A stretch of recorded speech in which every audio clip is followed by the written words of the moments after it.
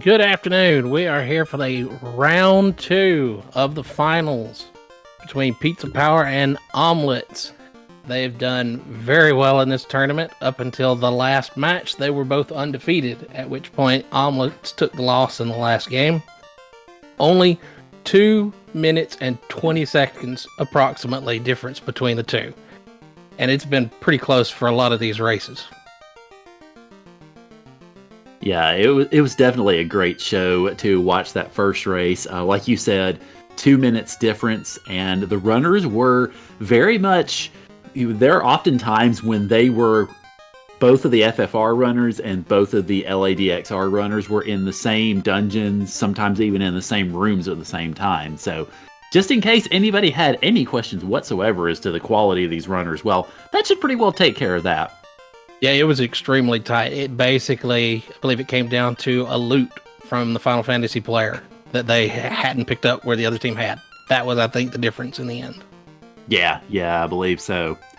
As far as introductions, hello, I am Kurant, and I am here in the booth with Rads Prower. Rads Prower is the LADXR specialist in this group, and I am at least some semblance of an FFR specialist. So thank you all for joining us today here on RPG Limit Break. This could potentially be the final game of the finals, so we may very well be crowning ourselves an Archipelago champion today, so definitely much appreciated y'all joining us here today. Yep, this could be the end, or there's potential that we go on to one more round this afternoon. Be at 4 o'clock, I believe, is when they have that scheduled. Yes, but I'm looking correct. forward to it. It has been some really tight races in this round and the last round. I think in round 2, most of the matches were within about 5 minutes of each other for all of those as well. I know one of my races was an exception. Randomizers happen and you miss an item and it can really throw you off on occasion. But it's been very tight races in these top rounds. Yeah, absolutely. The runners are on a 10-minute delay, so they are already started in their own land, but we will be seeing them begin in about a minute. Rads, do you have any sort of expectations as far as this match is concerned in terms of tendencies or anything like that stands out to you? Not at this point. I haven't been able to get back with all the VODs quite as well as I would have hoped due to scheduling issues, but both of these players very high level, very skilled with their skips, the super jumps. I see no reason that they won't play just top of their game. Now, our instrument goals for this are interesting because we have the 4 instruments. We'll explain this. The 4 instruments that they have to get were decided by a randomizer as well. They'll have to get the instrument from the Bottle Grotto, the Angler's Tunnel, the Catfish's Maw, and Eagle's Tower. Those are dungeons 2, 4, 5, and 7 for those who are not familiar with the names. But the thing is they also have dungeon entrance randomizer, so we don't know what we're going to get into, what we're going to see. And so with the entrances being randomized and having to pick specific dungeons, who knows where this is going to go. Yeah. And apologies if anybody is kind of thinking what's going on with the overlays. We're getting everything shifted around to make sure that everybody is all in their proper places and that everything is good to go. So thank you for bearing with slight technical difficulties here. We should be getting underway, and I would suspect just a few seconds. Yeah, at any moment they should start. It's going to be interesting to see this, though, because Angler's Tunnel, Catfish's Maw, and Eagle's Tower are all fairly low requirements in terms of completion, especially if you've got the ability to consistently pull off things like bomb triggers and super jumps, which makes Eagle's Tower surprisingly a cakewalk, despite it's one of the dungeons I hate the most playing it vanilla. Actually, ironically, Dungeon 2... Oh, and we're off! We'll see what item they start with here in a second, but I was going to say Dungeon 2 is ironically probably the worst in their selection that they got for this because there are no significant skips.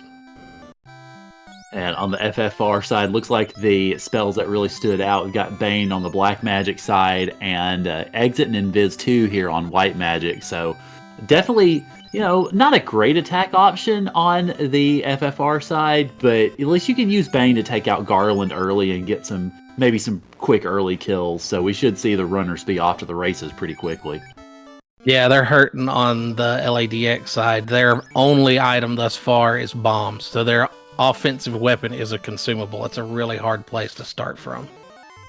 Yeah, it is, but we've seen races also where bombs have not appeared for quite a long time. So Yeah, that was actually just one pick of your our poison. races. One of our Yeah. races, they didn't pick up at bombs at all, and that really hurt them.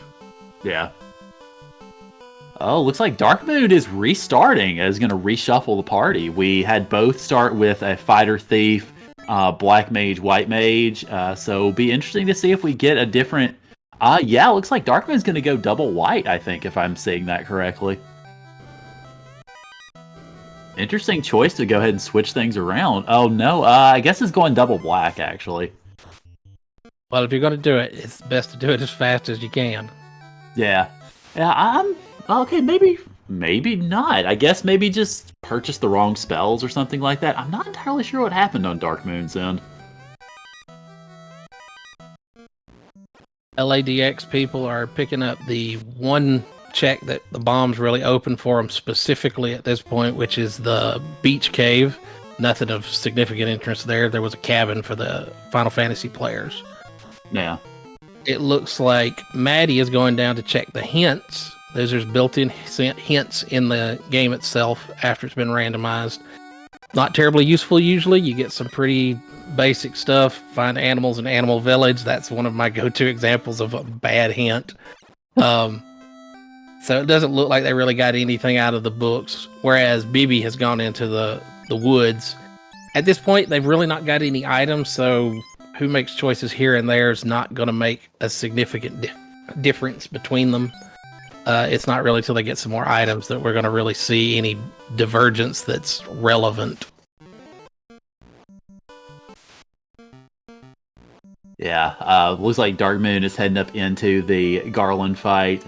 Wildham has already taken Garland down, is heading up toward Matoya's cave to grab the treasures out of there. It is, in a normal FFR seed, you would probably see runners not really going into Matoya's right now, but because you've got all the treasure chests having AP items, you want to go ahead and increase the number of items you have in your team's track as much as possible, because one of those items could unlock something big for the LADXR side. And if it does, then of course you may send your teammate off to open up various locations and have more flexibility in terms of what they can do. Yeah, it really does change your strategy on how you handle these things from vanilla randomizer or the vanilla game itself, because you do want to get as many things as you can. Now, there's gambles to take at times to try and, maybe this is the better thing to do. I'm leaving some checks behind, but maybe it makes the difference. But, it's going to be down to the RNG gods on what you get. We just saw Maddie. She did the bomb trigger to get past Tar in there in his Tanuki form. Bomb triggers are overpowered and will get you just about everywhere. But Bibi has now a sword and a roc's feather and a shovel. They have picked up significantly more items. Did not see them pick them up, so I'm assuming they came from the Final Fantasy side. So they have made some deviations on the Final Fantasy side, which might have an impact if they keep this up.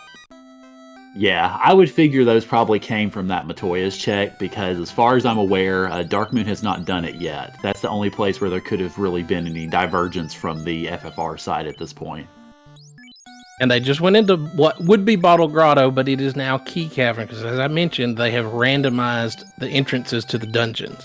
So that's not going to be important, except for it potentially going back for checks as needed. We'll see if they end up getting a significant amount of Key Cavern keys or things like that that indicate there may be something in there that they need to go and specifically check. Maddie checked the Trendy Game Shops, nothing but a map in there, so that's basically an empty check. I'm imagining they're probably going to check the shop to see what's in there at this point. They have an AP item, and they're going to read it, see what we have here. And I missed that because they scrolled the dialogue so quickly. It wasn't important enough that they stole it, though, so that's an indicator. Yeah. Some players will just steal it outright no matter what. And Maddie's attempting to clip into the dream house with no items, though. That's going to be a difficult undertaking. He did just receive the sword and feather, though, so now they are pretty equal in terms of items. Technically, BB still has the shovel, but that only unlocks a handful of checks. Yeah. BB, though... Go ahead. I was going to say a little bit of divergence here on the FFR side. Dark Moon raiding the Dwarves Cave and heading down to Elfland, whereas Wildham is going to go ahead and go up and raid Bahamut's Trove here, which could open up a lot of options on that side of the equation. Yeah, because there are a lot, just from my experience on the other end, being the LADX player. There's a lot of cases where there's a lot of checks in two different places, and you just have to pick one. And I've seen in some of the matches as well, where people were just flip-flopping, basically, because they would pick opposite ones, nothing really happens, and they have to pick up the other one. So, yeah, you see that a lot, where you just have to go through and pick out all those different items, and it's just it's luck. Now, what I was mentioning earlier, as I said, some people just steal the items outright, don't even bother to check and see what they were. And BB, also in the match last night, did that, and they did that again today, and they just stole it outright. They didn't care. Take the death, it's a little extra time. And that's a solid strategy, especially if you end up lucky and that was an important item. But a lot of times, there's a lot of rupees in this game, and it doesn't hurt to wait either. Yeah. Looks like at some point Wildham got the TNT because of doing that TNT turn in, and we find a Dark Prince waiting in the bowels of the Dwarf Cave. Fortunately, with that Lit 2, does have enough power to take Astos down, so that will take care of that main check. And our restreamer pointing out that TNT turn-in, or that TNT acquisition, was one of the Bahamut items, so that was one that I didn't really see on the screen, so much appreciated.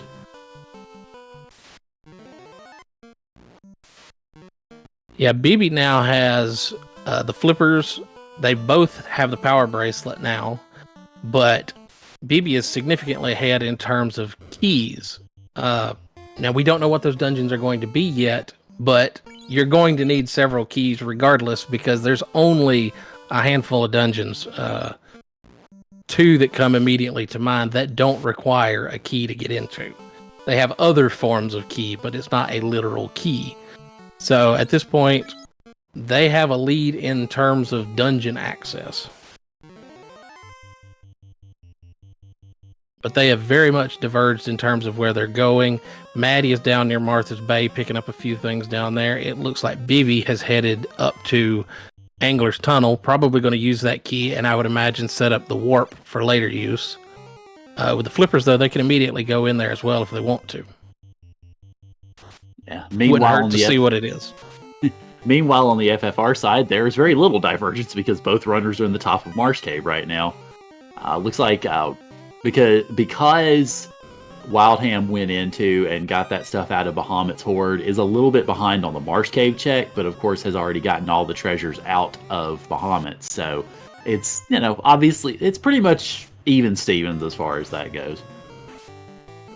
Yeah, even though BB has more items, they've been to different places and done different checks, and that could have an impact down the road.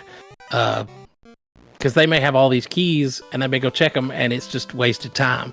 For instance, they just found the color dungeon. There's a few checks in here, but it's entirely unnecessary, assuming that there's not an AP item in here that somebody needs. Oh, Darkmoon finding the eye tile down here at the bottom of Marsh. I think we're probably going to see both of our runners sit on this one for a bit, because the eye is basically the best sort of single enemy experience, or at least the easiest single enemy experience bit you could get. So yeah, Darkmoon going ahead and taking that eye again, and I would be very surprised if Wildham does not do the same. We see Maddie on the bottom left. She's attempting to do Jesus jumps down to the animal village. I do believe that would be entirely out of logic at this point, and we'll see if it pays off for her in the long run.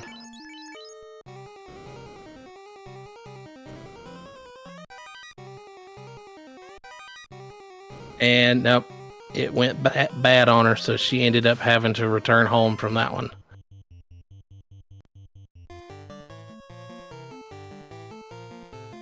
Wildham, I think it took Wildham a moment to kind of realize, oh, wait, that's the eye tile. I should be fighting this instead of trying to run from it. But goes ahead, turns around, and does fight it. Looks like Dark Moon took a few of them and now is going to finish cleaning out the bottom of the dwarf cave. So we have a key in play then. I'm not entirely sure where that key came from, but Dark Moon has it. Looks like Wildham has it as well. So must have been one of these pickups fairly recently. We see that Maddie used the trendy shop to pick up some magic powder. Technically, magic powder is something that you can get as an AP item, but you can also collect it from the trendy shop to get it whenever you need it. It's not a critical item, but if you're running low on checks, it's a good thing to have so that you can do something. Because right now, Maddie and her team are kind of really hurting in terms of where they can get to in Link's Awakening at the moment, because they don't have flippers, where Bibi is going out and doing all sorts of checks on the east side of the island and around the bay. Yeah, so that dive over to Bahamut's Trove looks like it is paying off in spades.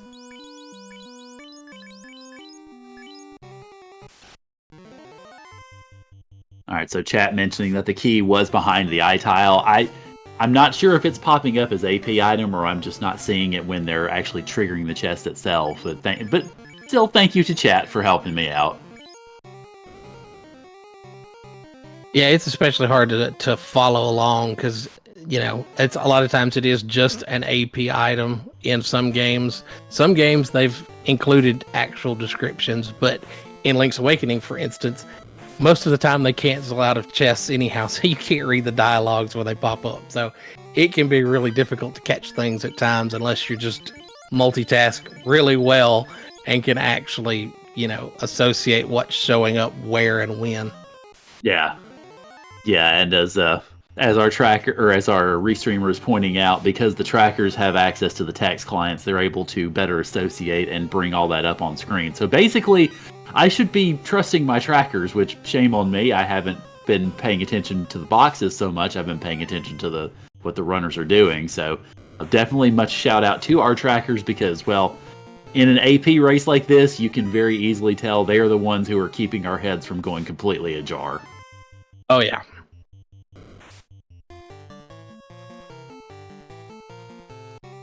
Alright, so Dark Moon is over here in Northwest Castle, grabbing all the key items that are available there, and going to go ahead and head back to Elfland. Looks like Wildham is on the way out of Marsh Cave. It is having a bit of a rough time of it. Both the mages appear to be dead, so not exactly the best situation as far as that sort of thing goes. Maddie going a little out of the way to try and find another hint, and again gets that same animals are in Animal Village hint. It really hurts when you check those things and they're just absolute trash. Oh, yuck. Yeah, that always feels bad. Yeah, I get it. Like, I've seen it in Link's Awakening, or not Link's Awakening, A Link to the Past, and some other games like that, but the balance feels really off in this game in terms of what they do and how helpful they actually are. It's like 1 in 10 is actually useful. Yeah. It looks like Dark Moon may very well have pulled the ruby out of Northwest Castle because it is now lit up on the tracker side of things. And if that is indeed the case, Wildham will grab it as well. So also with the key, Dark Moon's going to go ahead and do the Cardia Locked checks to see if that opens up more transport options. Maddie having a bit of trouble with the Moblin fight. Did just receive the hook shot, though. That will be very helpful. That'll open up Animal Village, the rafts. Still cannot get into Catfish's mob, the entrance, but if she ever finds the dungeon, that's very critical for that dungeon. Yeah, absolutely. Alright, so Wildham heading into the Elfland Castle, where we did have that Oxyale. Dark Moon is going to go ahead and check the locked chests over here in Temple of Fiends. And running into a rather bothersome pack of werewolves and gray imps. Not troublesome, but bothersome at least.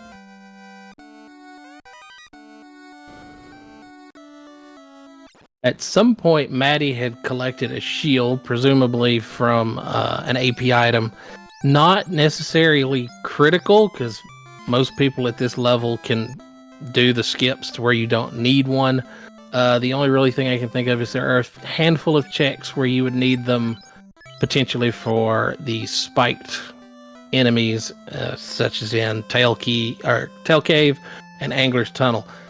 Tail Cave, I'm fairly certain that you can actually bump those into the hole and be okay. Maddie just finds the Pegasus boots. That will get her a few checks and opens up a lot in terms of skips that you can do with, you can do corner jump in Angler's Tunnel, which allows you to basically finish that dungeon with only one key. And, of course, the Nightmare Key. Right. Dark Moon, while exploring the FFR, while exploring Temple of Fiends, had discovered that the mages on that trap tile have blaze, which is not fun, and makes it good that you could just reset straight out of it. So, gonna go grab all these treasure chests here in the bottom of the dwarf cave, the key locked area, which has 8 treasures, since I can clearly count. And I figure Wildham will probably be following suit fairly quickly. Is likely going to go ahead and do the same. Maybe not the same Canaria raids. Is going to go ahead and head over here beneath the canal and presumably, I guess, heading over to Crescent Lake. I figured might turn north to do that Ruby turn in, but is not doing that, it seems. No, likely is headed toward Ordeals from that direction.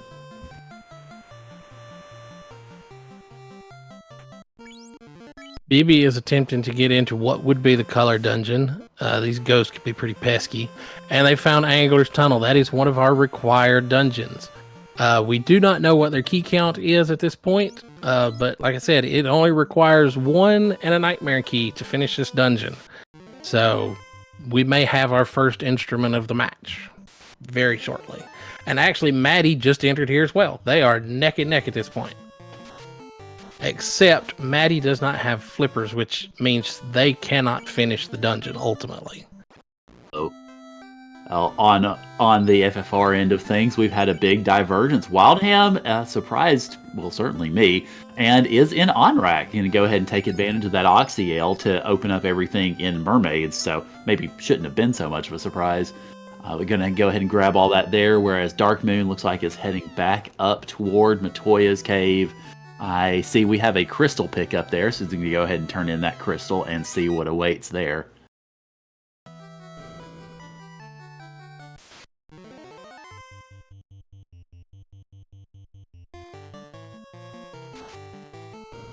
All right, looked like it was iron. Okay, yeah, it was iron armor, so nothing particularly revolutionary, but still, it can protect a good fighter type.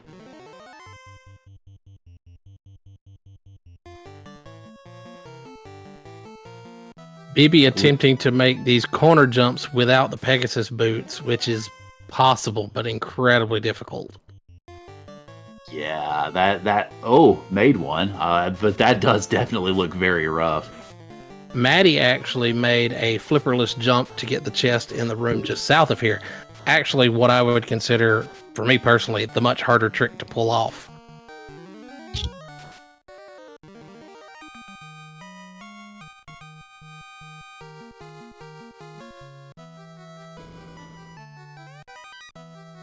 Maddie just collected a shard for the Final Fantasy Dark Moon player via collecting it from the air with the hook shot. Oh, well, that's a neat little trick. Yeah, it saves you having to go down into the side-scrolling section where you have to swim for it. I did not know that was actually a thing until I saw them perform it, or at least attempt to, last night. I think the item ended up being useless, so they just let it go anyhow. But Maddie again attempting to Jesus jump here and transitioning from the screens in order to get out of logic stuff here as well without the flippers.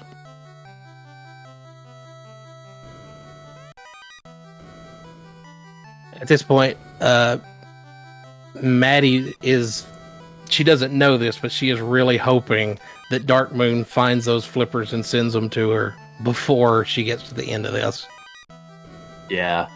And we know that those flippers came out of Bahamut's Trove, and unfortunately, Dark Moon is nowhere near that right now. Is here in Crescent Lake to pick up all of the spells and items that are available there, but sadly has not found the flippers, and is not going to for a little bit, because it looks like Dark Moon is going to probably invest. Well, maybe not going to invest. I thought maybe heading up toward Volcano or Ice Cave, but looks like he's going to hop back in the ship and may very well be going for the Bahamut's Trove. It's possible they've hinted it. We're not able to see the terminal for their. Well, no, if they're leaving, I would assume not. But you have to remember, we can't see what their terminals are, and they may be hinting for items, and so they know where to go to do certain things. I know that played into one of my matches where we had to plan, and to an outsider, what we were doing looked absolutely insane. Yeah. Well, Dark Moon is headed in that direction, or at least that relative direction. It's hard to say precisely just yet. Yeah, it's heading down there. So either whether it was a hint or Dark Moon just thought to go ahead and check it, that is where it's going. And so those flippers are going to be available for Maddie very soon. And Maddie hasn't traveled terribly far from the colored dungeon, so it's possible that they know that it's going to take a moment. So they're going to get some local checks and then come back rather than just sit there and wait. So that's probably a good choice. We see Maddie now picks up the slime key. That's the one key that Bibi does not have, but Bibi is about to pick it up as well. So we're only missing, from the two racers, the only key we are missing at this point is the Tail Cave key. As chat mentioned as well, Maddie does have the boomerang now, which is a god tier weapon in Link's Awakening. It kills just about everything, including the final boss, in a single hit. Yeah, I think I've seen that when they're able to pull that off. That's pretty interesting. I don't think I ever used the boomerang all that much when I played Link's Awakening myself, but it's been a little bit yet. Well, see, in the original, you have to trade an item, and so I get where a lot of people have this FOMO thing of losing something that they have, but the boomerang's totally worth it. So it's like the shovel in vanilla, Richard's Villa here is about the only thing you really need it for. Trade it in and be done with it, because it is totally worth it. I'll have to keep that in mind next time I play. So both of our FFR runners have gotten something that is denied anybody in the Speed Gaming Live seeds, which is promotion. And it looks like Wildem is headed over to Ordeals. And I think Dark Moon is probably going to go in and grab those mermaid treasure chests if he is not already. We've got both of our LADX players are on the same wavelength again. They are both going into the slime cave. Our key cavern with the slime key, which is Tail Cave. Not a required place, but it's a place you can get a lot of quick checks. And Maddie just picked up a nightmare key for somewhere, but we don't know where it is because, again, they skip the dialogue on all these. So it makes it really hard to keep up with what they've found. But they can get basically all these checks in, roughly 2 minutes.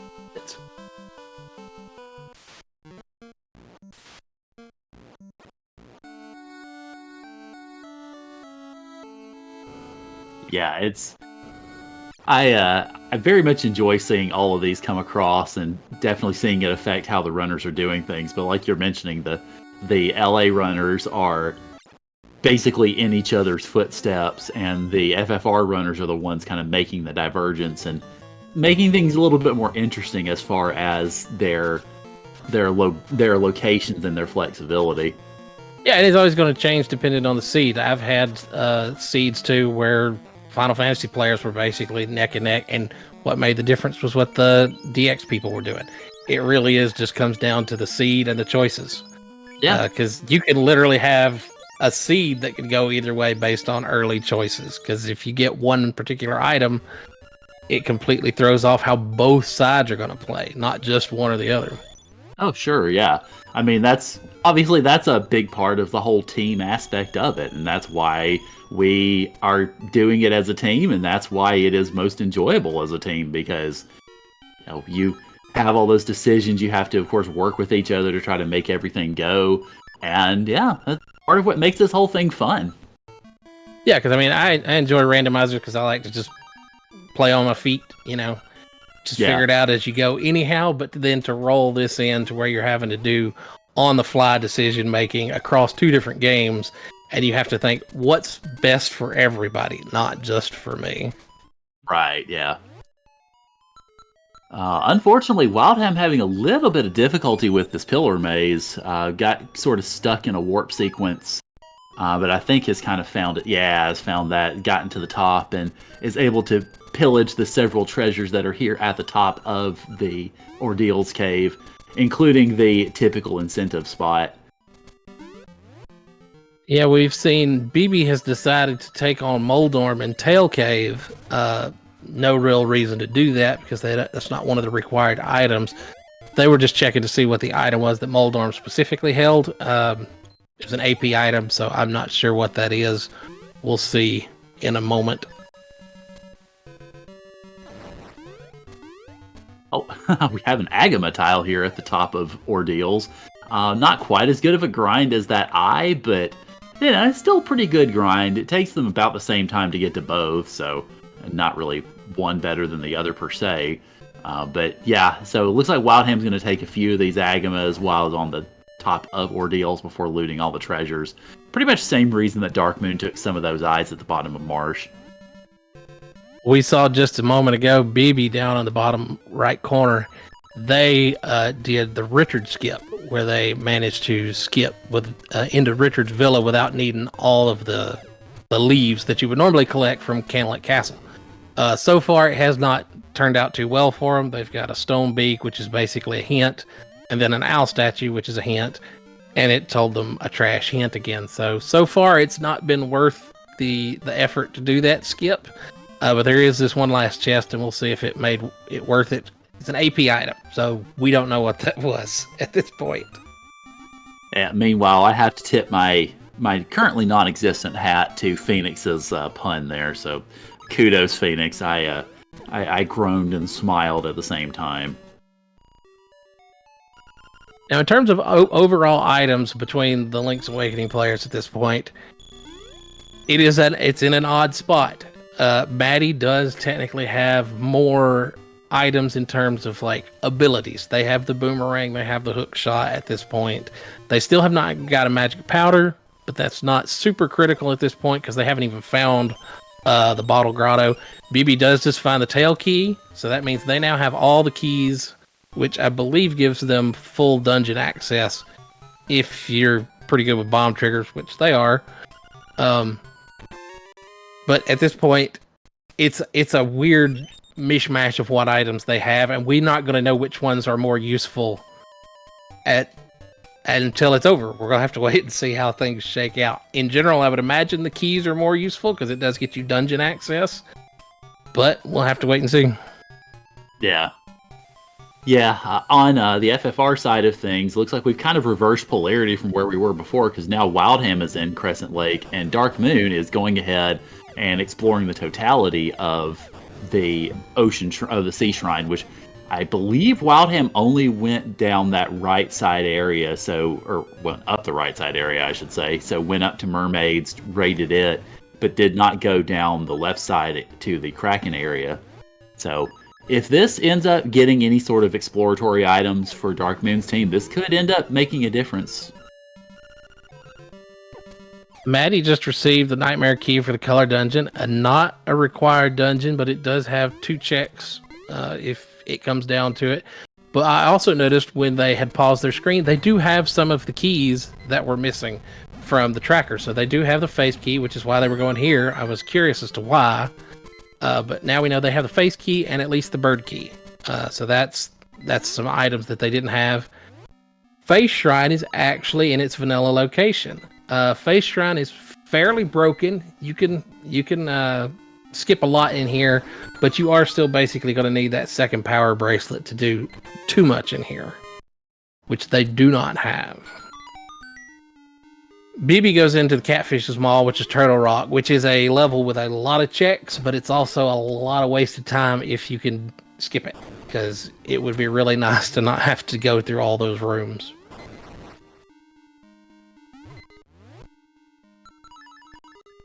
It looks like on the FFR end of things, Wildham is raiding the volcano, Darkmoon is raiding the rest of Sea Shrine. So I don't know necessarily if either side is getting items for the other that is going to necessarily swing any differences.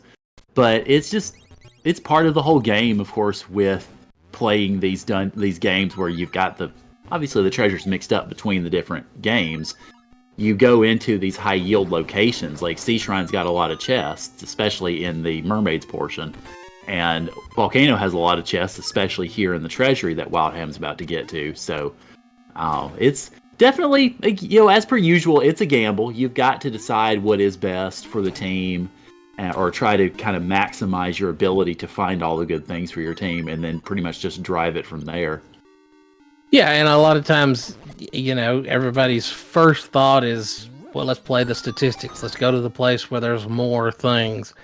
But then every now and then you've got somebody who's like, you know what? I'm going to go with my gut. I'm going to do something else. And it pays off for them, but it's a gamble.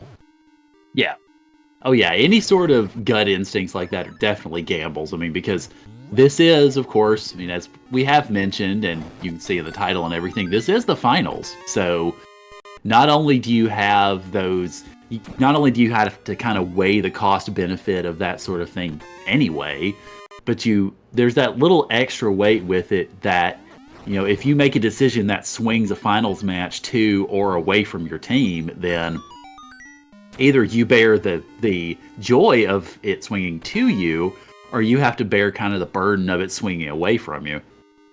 Yeah, and I definitely felt that in one of my matches that we lost was I made a gamble. I'm going to hope I get somewhere before I get the item that I need.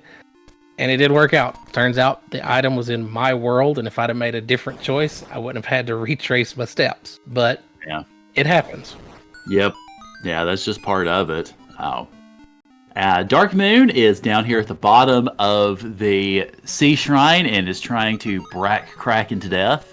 Has not yet, unfortunately, but is going to continue at it. Looks like it is leaning pretty much entirely on the brack strategy, which, I say entirely, but mostly on the brack strategy, which is not a bad idea, because brack has a higher chance of working against Kraken than, I think, any of the other Fiends. I think brack has probably, a 25% chance of working or something like that. So it's calculated, just as we saw with the rest of them.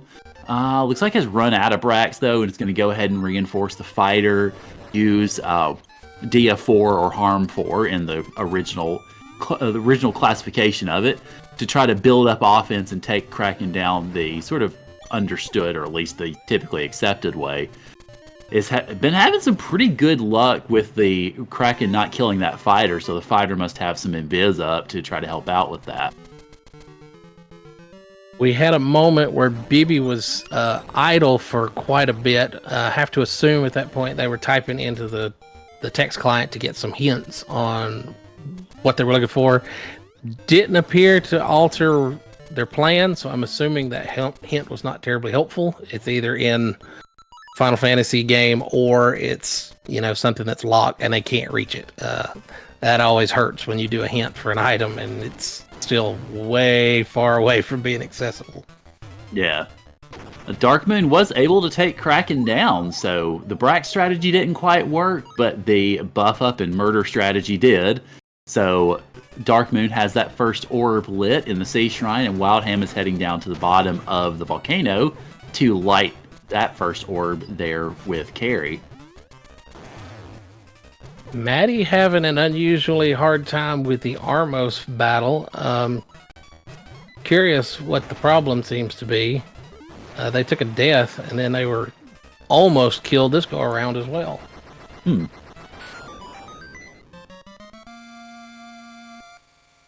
So Darkmoon heading down to the bottom of the waterfall. Will we see the out of bounds bat? Sadly, we do not. So no oob for Darkmoon.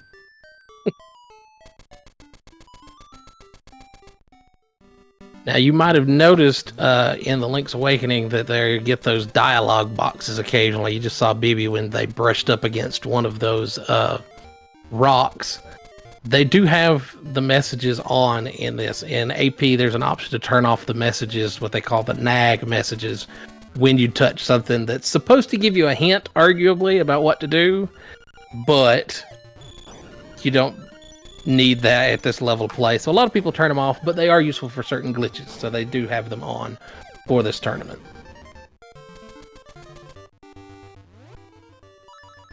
Bibi just finds Eagle's Tower, and depending on how many keys they have, they may could actually clear this, because it is a very broken dungeon with super jumps. Looks like Phoenix has the pun machine turned up to 11 today, so I must tip my theoretical hat again.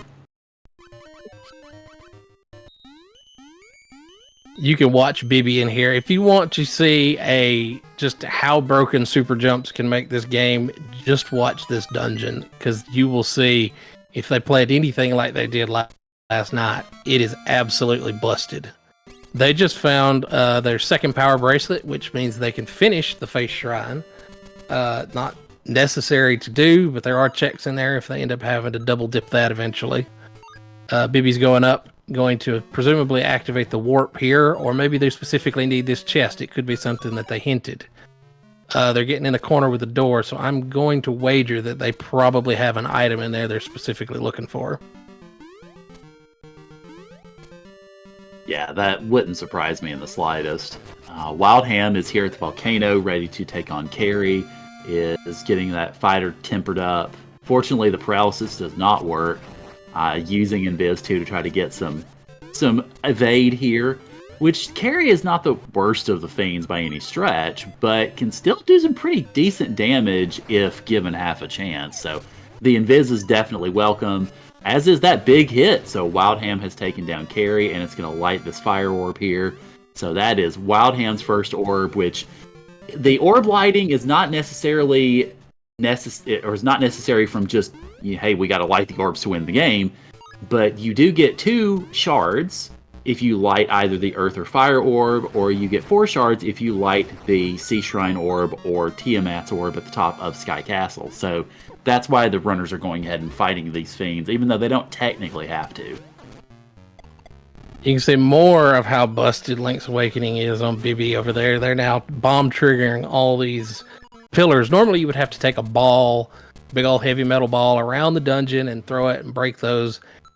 If you use a bomb as you transition from one screen to the next, and then immediately do another one on the next screen, you programmatically, it's a thing, it overloads the sprite list or something, whatever, it triggers the collapse of the pillars, and you can completely obliterate this dungeon and finish it in a record time.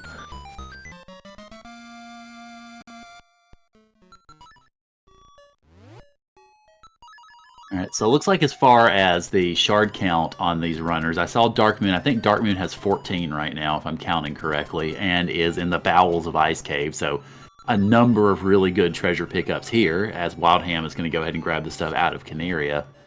I have yet to see, or at least get a look recently about how many shards Wildham has, but I want to say Wildham has more.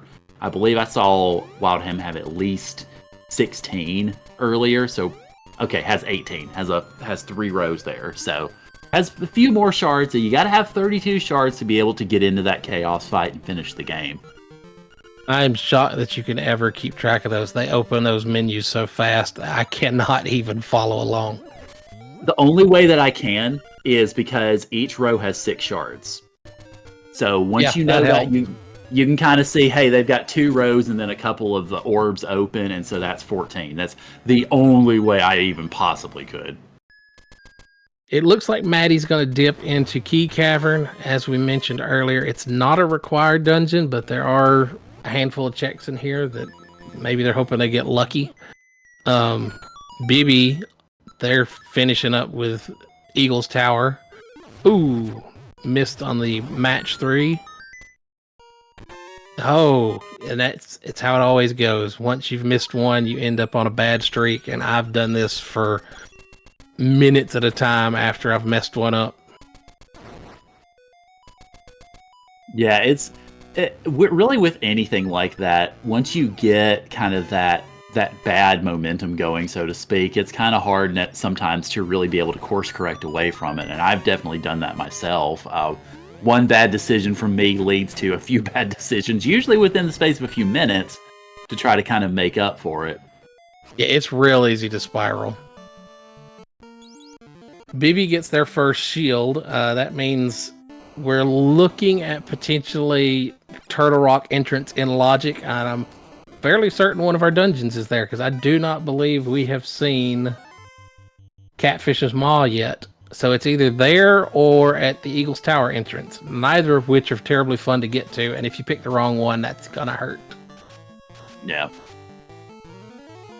So Dark Moon is going ahead and raiding Volcano, so kind of right behind Wildham in that aspect, but Dark Moon has the Sea Shrine finished, whereas Wildham does not. So I'll be interested to see where Wildham goes from here, because there's a few possibilities.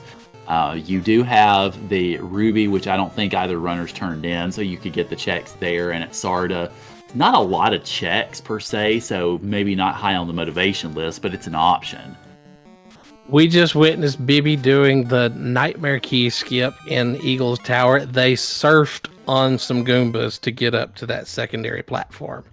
Oh, wow. I have never been able to even remotely get close to performing that. That is very impressive. Yeah, I kind of feel bad now that I was looking at the FFR windows, because I would have liked to see that. They're going to take on the Evil Eagle here. We'll see if they can do the quick kill. They've had some success with it last night. I can't remember which team. They got the quick kill. The other one got the easy kill. Not the quick kill, but it's the easy kill. So we'll see how this goes.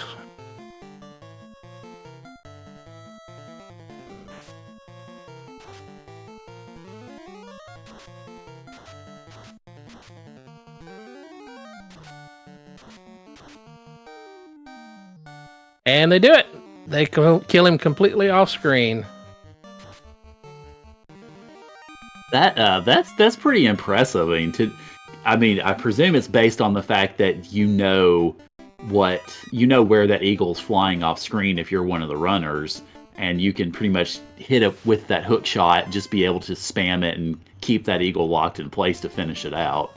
Yeah, and it's impressive because it's basically screen wrap stuff, because they're technically killing them off the bottom of the screen, which is not where they should be, like logically speaking. Yeah. We also saw that the Eagle dropped a key for the Bottle Grotto, so it's very likely that Eagle's Tower is intended to go before Bottle Grotto, so that's probably the logic that they're looking at. We saw Maddie just now was swimming in lava, because they managed to screen transition. It's similar to the Jesus jump, if I'm correct. I've never really looked into it specifically. But Turtle Rock is, again, very busted, just like most of the dungeons are in this game. Yeah, it certainly sounds like, from what I've seen in terms of watching these races that I've been able to do commentary for, yeah, if you get the right ideas, if you get the right stuff in place, then you can just do incredible things in LADX. And a lot of it revolves around the feather, which is why the rules we came across was, let's not be able to hint for the feather, because it just busts the game too much. Bombs also break it pretty heavily, but there's multiple bombs in there anyhow, so hinting may not help you anyhow. It's not as big a deal. Plus, it's consumable. Yeah. Yeah, bombs, you have to worry about more things, but the Rock's feather, some of the stuff I've seen them be able to do, I could see why y'all set that rule up to make it a little bit more fair competition-wise.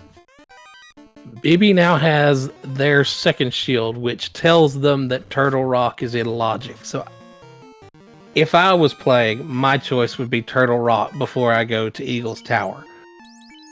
But again, that's a choice. You're going to have to go based on, okay, it's kind of implying we need to go here, but you never know. It could be, a misleading option there.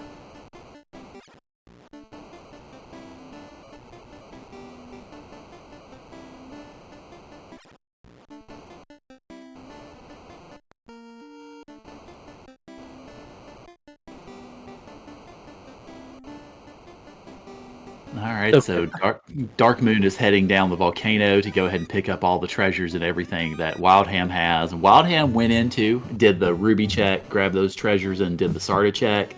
It's a little difficult to see if anything necessarily came out of that. So currently, in terms of just the LADX players, BB is in the most strictest sense in the lead. They have one instrument where Maddie has none at this point. But again, it's anybody's game because, just because they have the instrument earlier doesn't mean that that Maddie and them can't just come back and do it much faster because maybe they have a better item selection. Even things as simple as getting the red tunic or the second sword so that you can kill stuff faster. It speeds up those dungeons pretty significantly. Yeah. For anybody who's watching who might be wondering why Wildham is saving and then taking that walk around before going in, that all has to do with the steps on the encounter table. Wildham's figured out that after that first encounter off the hard reset, you've got a pretty good sequence of steps before you have to worry about running into another encounter. He's using that to try to manipulate it and be able to get to some of these areas and these treasures a bit faster here in the Earth Cave.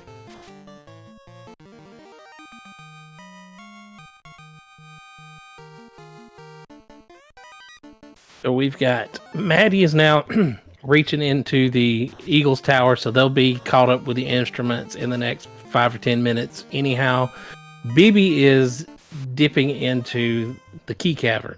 Again, this is not a required dungeon. It's got several checks, though, so we'll see if that pays off for them or if it is ultimately a largely wasted endeavor.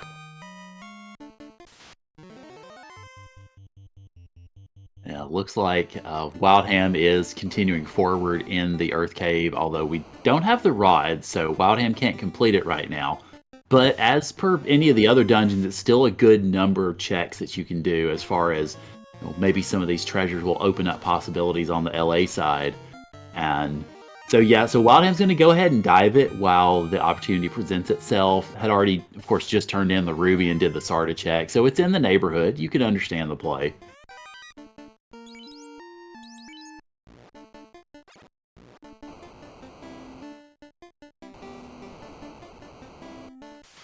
Dark Moon is about to go down and take on Carrie and light the second orb, so get 2 more shards out of that fight.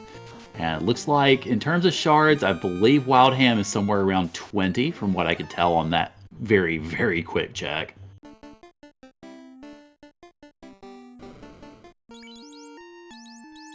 The more I think about it, I'm beginning to think that Eagles Tower and Turtle Rock may actually both be required. I don't know that we've actually seen Bottle Grotto yet. I do not recall seeing it, so we may be there, where they have to do the 2 worst paths to get to the dungeon in the game. Everything else is fairly local, center to the stages or whatever, but it's really nasty getting out there to either of those. We're going to see BB, they're going to do the sort of quick kill on the Dodongo analogs there. If you kill one and leave, the second one dies. It's specifically that room. It doesn't do that in the other rooms where they appear, but specifically that one, it does it for some reason. Alright, so just got a peek on Dark Moon's screen. Dark Moon has 23 orbs. Held that screen for a little bit longer to give me a good chance to get it counted up, so thanks, Dark Moon. So it looks like our FFR runners are fairly close as far as shards are concerned. Dark Moon just got the 2 from the carry fight, so is about 3/4 of the way to the 32 needed to open up Temple of Fiends Revisited and fight Chaos. I suspect we'll probably see it on Wildham's screen pretty soon too, because once Wildham takes down this vampire, since he does not have the rod, we'll not be able to finish up Earth Cave. And so we'll have to exit out. So we'll see that count on Wildham's screen in just a moment, as looks like Dark Moon is heading around the other side of this opening continent to go to Elfland and thereabouts. Probably going to do, I would suspect, it looks like an herb turn in, and then I would suspect zip around from there. It looks like Bibi has picked up both the magic rod and the bow.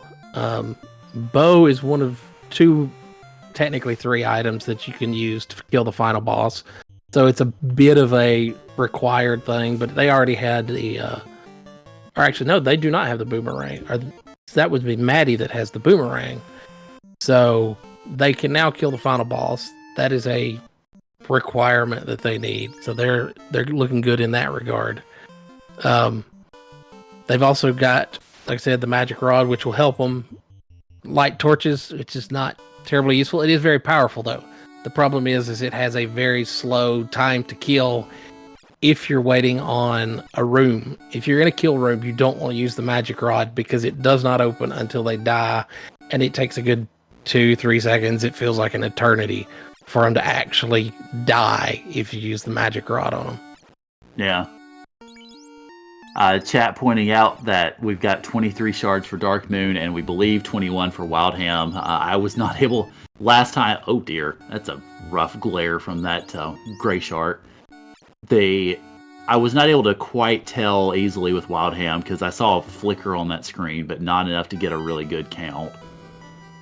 And to answer Clifton's question, they're not doing the seashell hunt for this round. This round is instruments. They're having to specifically get 4 instruments that were randomly chosen, not just 4 in general. So the ones we're looking for in this round are from the Bottle Grotto, Angler's Tunnel, Catfish's Maw, and Eagle's Tower. Now those entrances are randomized, so they're not in their vanilla locations. So far, we have for sure found Angler's Tunnel and Eagle's Tower, and actually both have already completed, or about to complete, Eagle's Tower. And we know where Catfish's Maw is. We do not know for sure where Bottle Grotto and Angler's, I got this reversed. Angler's Tunnel, we do know where they are. We do not know where Bottle Grotto and Catfish's Maw are, but most likely they're both in the mountain. And it looks like Bibby is probably heading up there at this point to go check one or both. All right, so on the FFR side, we've got Dark Moon going through ordeals, which Wildham has already cleared, and Wildham is going down the Kraken side of the Sea Shrine, which Dark Moon has already cleared. So pretty much we're echoing each other's footsteps at this point. And I think Dark Moon is going to come away with a little bit of an advantage time-wise because the Sea Shrine dip is a little bit longer because you got to run around and grab all those treasure chests. Looks like Dark Moon is headed into the desert, does have the chime and the cube, whereas Wildham has neither. So is able to go ahead and enter the Sky Palace. And there's a lot of treasure chests and checks there, too.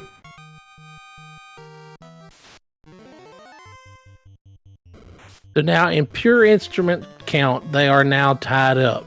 But Bibby has the advantage in terms of they are already heading up to the mountain. They did decide on checking out the Eagle's Tower entrance first.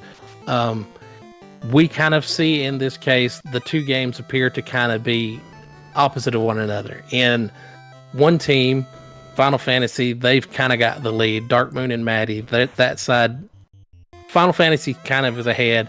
And then on the other side, you kind of have Link's Awakening. Bibby is ahead with Wildham a little bit behind. So we're seeing that kind of dichotomy between them. And it's like, okay, the decisions that they've made have put one particular side ahead in one game versus the other. And I'm curious to see how it ultimately shakes out here. It does look like... Go ahead.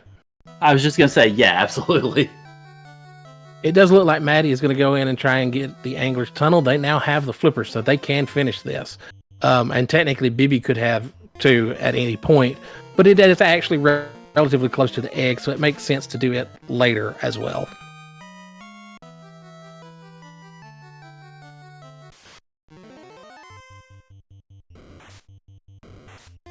And it looks like Eagle's Tower led to Catfish's Maw. As long as they have 1 key, they can finish this. They do have the Nightmare Key. They've had it for quite a while, actually. It was one of the earliest Nightmare Keys I saw on the tracker. So they can finish this dungeon as is right now with just the single key if they want to beeline it to the boss. And at this point, I don't see any reason for them not to. They are not missing any items. They have the Nightmare Key already. The only thing I'd be slightly concerned with is they don't have the Nightmare Key for the Bottle Grotto, which is their last dungeon.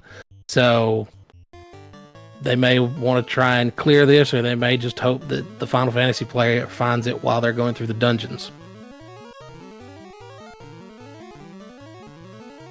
right, so on the FFR end of things, Wildham has the Kraken fight up. Looks like he's going to go with sort of... He's going to try the Brack Strats and pulls it off first turn. First turn Brack. There you go, Wildham. Grabbing those 3 shards really quickly, and looks like has 22 shards, I believe, if my count is correct. So Maddie has finished taking out the big angler fish, and they are now technically in the lead in terms of instruments. Bibi is fighting the second Master Salfos fight at this point. It does look like they're going to go for a bit of at least a mostly clear, maybe not a full clear, but at least a mostly. I would imagine they're going to probably shoot for a full if they're even bothering with the Master Salfos fights, because there's not really any point if you're willing to skip that, because it's a time sink.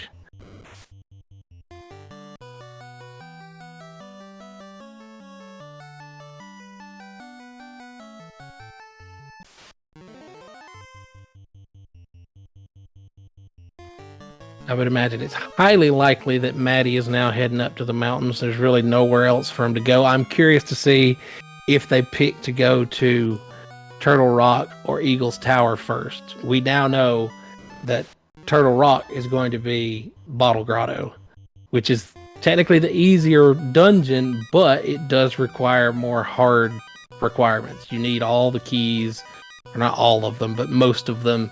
There's no real major skips for any of that. So it depends on what the key count is, and that's something we're not privy to here.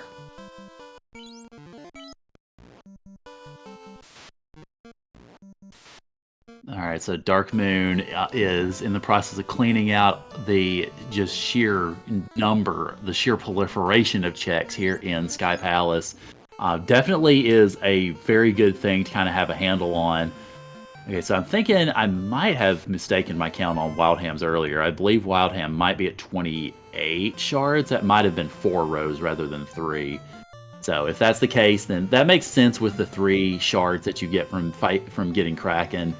So more likely is 28 on Wildham's end. If I'm counting correctly, they are very quick counts on these windows. So my 40-something-year-old eyes might be deceiving me a little bit. Now I see now that Maddie has received the Nightmare Key for Bottle Grotto. That means Maddie is technically in go mode at this point. They can reach the final boss, but they'll have to go through these dungeons to complete them. But they have a path. They know what they have to do now. And so if I was Maddie at this point, I would be beelining bosses rather than performing these checks, because if you could finish, you release everything, and it's better to just try and get it all out quickly rather than make any significant detours. Yeah, and I suspect that Nightmare Key probably came from Dark Moon's Sea Shrine or not Sea Shrine, the Sky Palace check, which it looks like Wildham is about to do perhaps as well. The chime is not lit up on the tracker, but if Wildham is here, might be going for a grind, might be, I think. Okay, yeah, it's going around here to do the bottle and slab turn-ins. Okay. Just kind of doing that edge of the desert. It was a little tough to tell until you saw that dip into the extra land bridges that we have opened up in this AP randomizer. Because there is no floater. You can't fly around. Gotta be able to get everywhere somehow. That was very broken in the first round. Yeah. All right, Bibi has just finished the boss, the slime monster in Catfish's Maw, and so that means they now have two instruments as well. One is different from Maddie's. Maddie did decide to go to Turtle Rock, so they are not Turtle Rock, Eagle's Tower, excuse me. So they are right behind them in this regard. I'm curious. We'll see if they want to go through this fast or if they're going to try and pull checks. Like I said, personally, I would try and pull it fast, but it's one of those things. You got to do what you think is going to work best, and do you think that you can get more items along the way faster, or if you're going to speed run it? And it's hard to tell. They skipped that chest in the first room, but they're also not taking Oh, I bet I know what they're going to do. They actually are taking the fastest route. They are going to speed run this. Yeah, they clip through that block. Yeah, they are not picking up any checks. They are going for bosses, and they are going to speed run the rest of this match and hope that what they send to Final Fantasy is fast enough doing it that way instead of collecting the checks one at a time. Yeah. Because they went into this dungeon minutes apart, and they're going to leave in like a minute apart. That's how fast Maddie has went through this dungeon versus how long it took Bibby, because they were collecting everything. Yeah. Yeah, and it's Dark Moon, I think, is in just pedal to the metal mode too, because is fighting Tiamat here at the top of the Sky Palace. Is going to take those shards in, and I think last check I saw they were tied on shards, so the 4 that Dark Moon is going to get here from this is going to put Dark Moon into go mode in terms of shards. So I suspect Dark Moon will probably be racing straight for the Temple of Fiends. I'm curious to see what Bibby is doing here in Turtle Rock. I would have expected them to head to the Turtle Rock entrance up in Taltal Mountain, but they went in here instead. I'm curious if they have a hint for a specific item that they're going in here to get. Yeah, Wildham looks to be invested in a grind right now. Unfortunately, is lacking the chime. I think that's the big thing. Wildham is getting levels while waiting for that chime to come across, and that may be what they're trying to do in Turtle Rock. Yeah. Of course, now we've seen Maddie has went back into Catfish's Maw, and they're collecting items after having beat the boss. So they still are going to do a large, if not full clear, just in a different order. They decided to do the boss first and switch it around. I'm not sure why. I think Dark Moon it looks like from Dark Moon's trajectory, it's pretty much just pedal to the ship's rudder in that case, because it's heading back over here. Yeah, has all the shards necessary, so it's going to go ahead and dip into Topher and likely finish the Final Fantasy side of this within the next few minutes, I would expect. Well, yeah, and if they're communicating, I would expect him to be telling that, and that they know, hey, we need to just bum rush, for lack of a better word, the end of it. Yeah. So I'm not sure what's going on. Yeah. It's looking like Wildham now does have the chime and it's racing into Sky Palace. I expect it's probably not going to open a single box, because all that Wildham needs is to take down Tiamat, get those 4 shards, and he will be in go mode as well. So it's a race to the finish. Dark Moon has the advantage because of the ability, or of having that chime to go ahead and go into Sky Palace. But a rough chaos could potentially change it. I don't necessarily see that per se on Dark Moon's side, but obviously it's still a possibility. Curious to see Maddie's routing. They went through a large portion of the dungeon backwards, and I'm not sure why they didn't just save and quit and restart the dungeon. Well, maybe it's a question we should toss out in the post-race interviews. Yeah, because that seems a bit bizarre to me. Of course, they might have been specifically trying to avoid the Master Stalfos boss fight. It's not a major time sink, but I mean, I guess if you can run the dungeon backwards, that may be faster. It's not something I would try. Oh, that hurts. I had that happen to me in one of the races. I accidentally jumped down that waterfall. No. That one's... You can save and quit, so you can go right back to where you were, so you only lose a second or two, but it's just a moment of shame sort of thing. It's like, this is so silly. Yeah. So it looks like on the FFR end of things, Wildham is about to fight Tiamat at the same time that Dark Moon is taking on Kraken 2. Kraken 2 can definitely punch you back into orbit if you let him. So Oak tries to do that to the fighter, but that fighter fortunately is buff enough to be able to withstand it. So, or the thief rather, as I'm looking at the names here. So the ninja, fortunately though, is buff enough to endure it and is getting those stacks of invis to help out with evasion. That is probably your biggest sort of not so secret recipe or weapon against Kraken, is to get that evasion up and get it to where you can just basically punch Kraken down without Kraken trying to punch you down. All right, so Tiamat is cleared on Wildham's side. That's going to get those last 4 orbs and get Wildham into go mode with the shards. And I suspect we'll also race for Topher. Darkmoon's got about, I would wager, probably at least a couple minutes advantage here, because Wildham has to get back to Temple of Fiends and then also take down the Fiends that Darkmoon has already killed. So it's a decided advantage for Darkmoon, but not insurmountable. Yeah, and on the Link's Awakening side, Maddie now has 3 instruments. BB still only has 2, and is only just now starting to head up towards Turtle Rock. So, barring some sort of a catastrophe, it's looking like Maddie's probably going to take the Link's Awakening side at this point. So, we may be looking at the winner of Game 2 already at this point. We'll have to wait and see. Yeah. I would be incredibly impressed if they do, because that means they went through this tournament entirely undefeated. Okay, so Darkmoon and Maddie won the first match then. Yeah. I just don't see the teams kind of set on either side of it, so it was a little difficult to tell. So, but yeah, I would argue definitely Darkmoon has the advantage on the FFR side because it's fighting Tia 2, whereas Wildham just finished off Lich 2. So yeah, I would say this is, as Chad is mentioning, this is theirs to lose at this point. It is obviously still losable. The game is not over yet, but they have the decided advantage right now. Yeah, no, they are definitely in an unequivocal lead at this point in time.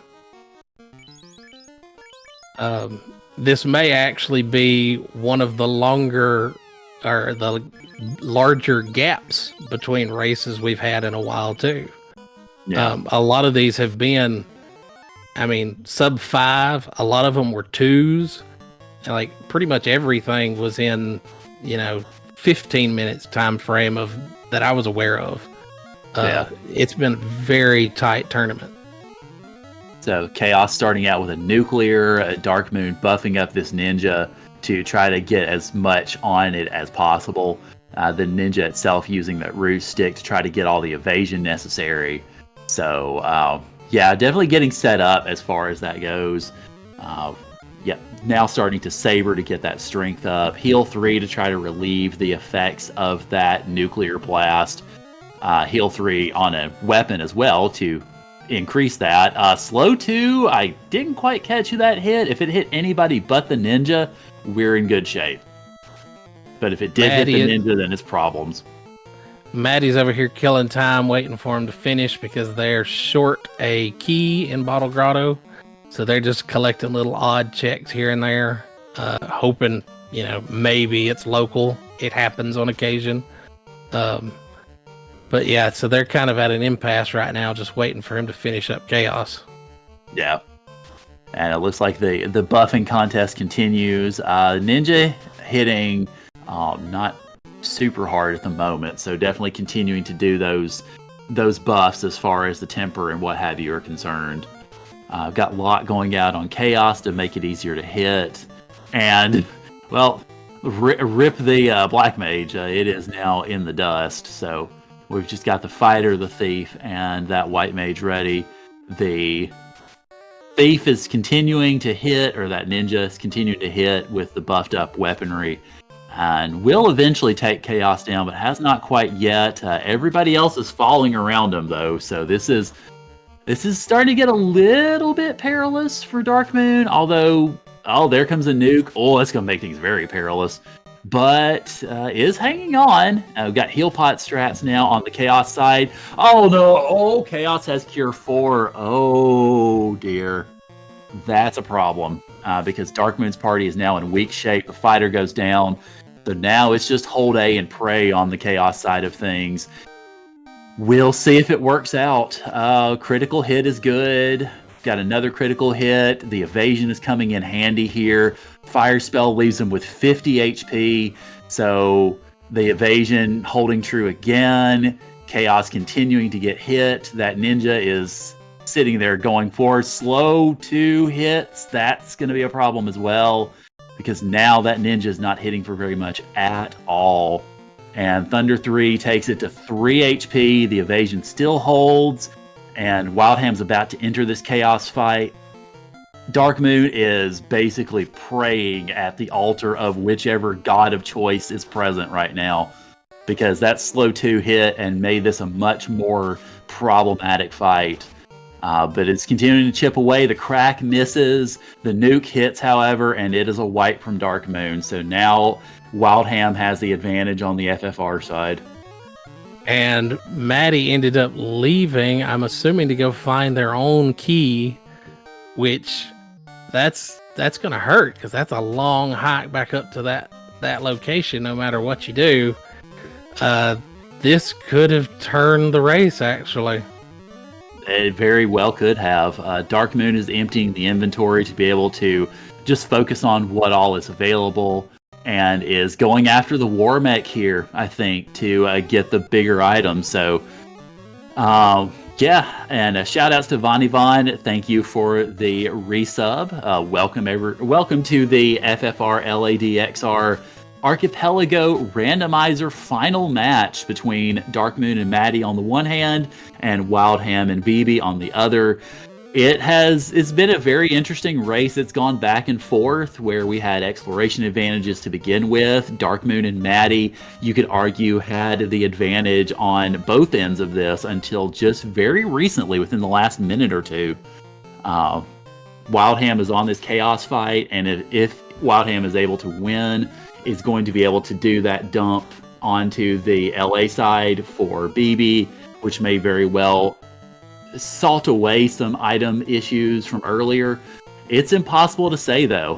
Darkmoon goes ahead, picks up that Masamune, is going to give it to the ninja, and refight all of these Fiend fights. Is going to save that Masamune before going in. I definitely don't blame Darkmoon for this one bit. Yeah, Maddie seems to have got their own key, so they're heading back up there. It is a long hike up to the Turtle Rock entrance, though.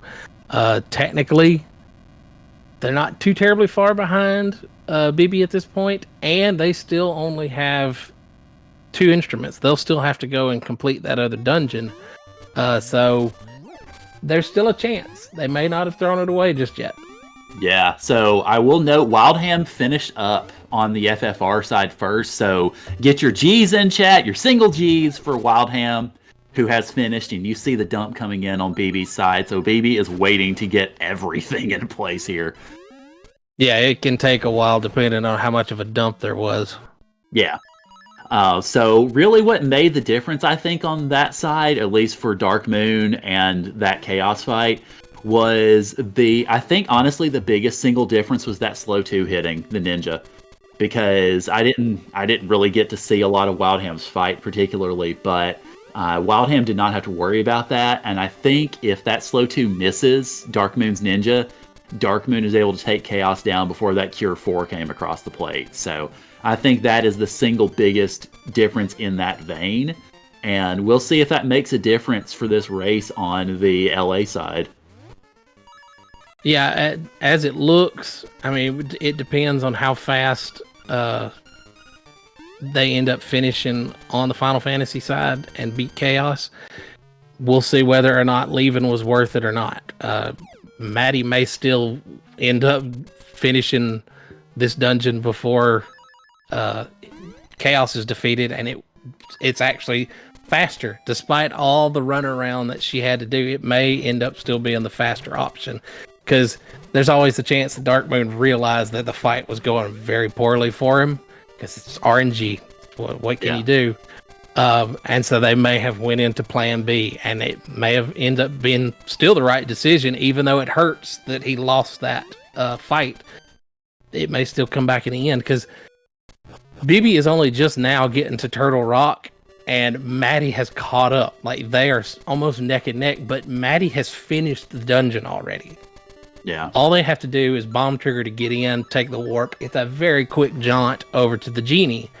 And so they may still have this one in the bag as long as we don't have a second bad chaos fight. Yeah. Well, given that Dark Moon did go ahead and pick up that Masa, and I believe it was a Masa +4, so it's super Masa.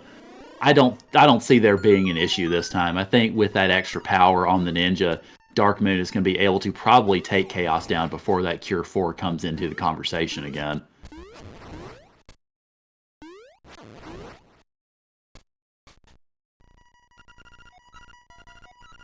Because, yeah, the LADX players at this point in this dungeon are neck and neck. Like, they are seconds behind one another. Now, we have to remember, BB, assuming our tracker's up to date, still is missing one instrument. That should be a relatively quick collect, though, because I believe they did basically everything already. Plus, like I said, Angler's Tunnel is a really broken stage. You can finish it with one key. You can skip just about everything in there. So it should be a relatively short jaunt through that dungeon, but it's going to be close. Yeah. So Dark Moon starts this second Chaos fight, is going to go ahead and looks like buff up that Thief who is in the first slot this time, as Chaos tries to punch and get rid of everybody else, apparently. We just saw BB miss the quick kill on the genie. Uh-oh. This may put Maddie ahead even within this dungeon. Yeah. Alright, so on the Chaos end of things, Dark Moon is continuing these buffs. Saber buffs on the fighter, or saber buffs on the thief. Fighter is swinging. We've got additional swings of temper to try to buff up both of them. The Invis 2 is going through to get that evasion on both of them. Yeah, I think Dark Moon, again, barring another slow 2 hitting, I think Dark Moon's pretty well got this in hand. So BB ended up getting the bottle break quick, but then Maddie missed the quick kill on the genie itself. So they ended up finishing basically at the same time. Yeah. So it's going to make it a very dramatic finish, it looks like, on both ends. Yeah, Maddie is now go mode. They will head down. It's a very quick little hop over to the egg. I'm sure they'll bomb trigger to get into it rather than use the instruments because it takes longer. So we're talking, assuming there's not a big issue with the boss fight, we're looking at five or so minutes. Yeah, it's definitely going to be last minute sort of thing, and Dark Moon has finished on the FFR side, so get your G's out for Dark Moon.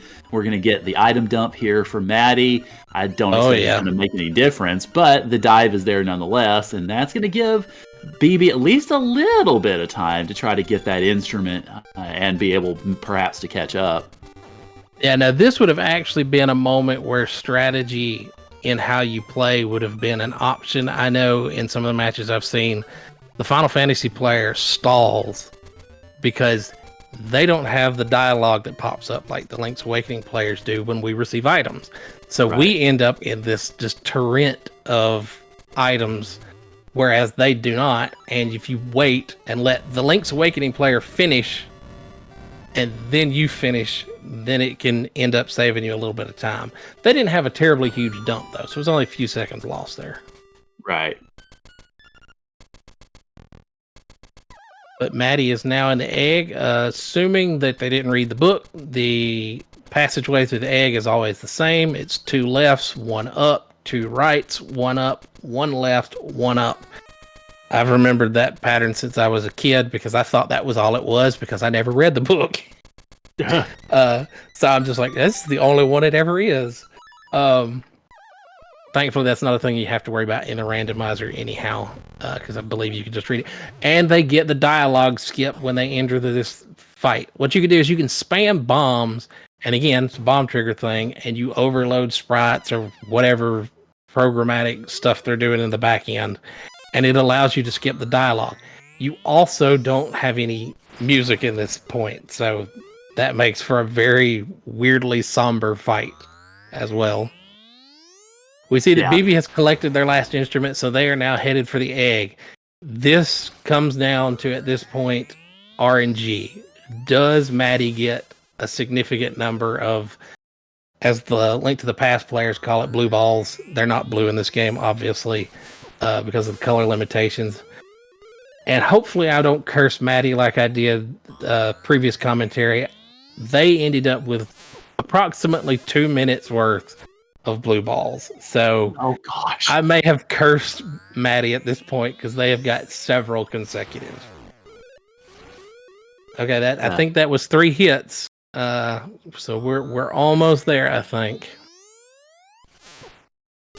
Oh, bad RNG. Should have kept my mouth shut.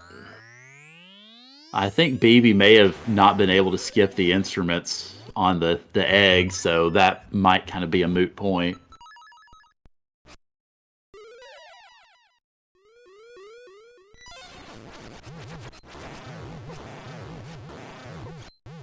Well, it's not. I'd say it's a time save to do the bomb trigger. Technically, it still does the cutscene and all that, so you still have to watch that, but you don't have to play the song and then play the song again as the cutscene. So it's a couple seconds save. So that I'm fairly certain they got the bomb trigger there as well. Okay, yeah, because I didn't see any second anything after that. So okay, yeah, I thought it maybe was a complete and utter skip of it. So. All right, let's see how the Deathel fight goes. Just got to jump those arms and hit the eye, and there we go. Time is up when it fades to white. And unless they lose their save or accidentally reset or something, Pizza Power has it. They walk around the stairs frantic, and that's time. And that is it. We have a winner. That is Pizza Power, and they are undefeated in this tournament. That was an impressive show. Yeah, absolutely. And it makes Le Guerriers show no less incredible, certainly. But yeah, to go through this tournament undefeated, yes, and to walk away with the championship is really impressive. Yes, very much so. Because it's great that you can win in general, but to go in and win undefeated, that is incredibly impressive. And speaking of impressive, our champions have joined us. So GG's to Dark Moon and to Maddie. Congratulations. Y'all are les champions. Oh my god. Shell Pizza Power. Oh my god. I am so wrecked right now. I am sure. So someone give him a bottle of champagne because he wanted this really badly. Oh my god, I'm watching some of this now and seeing how close it actually was. I'm just like, oh.